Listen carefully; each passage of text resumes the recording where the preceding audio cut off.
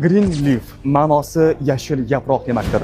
Greenleaf korporatsiyasi 1998-yilda tashkil topgan bo'lib, 28 yildan beri dunyo miqyosida mustahkam o'rnashgan hamda 40 ta mamlakat bilan strategik ittifoqdir.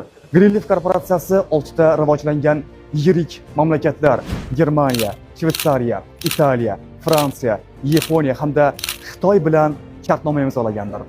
2016-yildan beri ushbu davlatlar Greenleaf brendi ostida o'z mahsulotlarini internet orqali MLM sotishni yo'lga qo'ydi.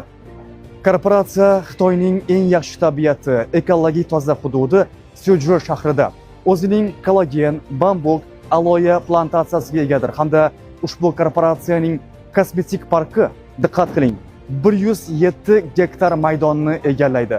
Bu taxminan yangi O'zbekiston bog'i bilan teng degani. Greenleaf korporatsiyasi iste'molchilarga arzon narxlarda 8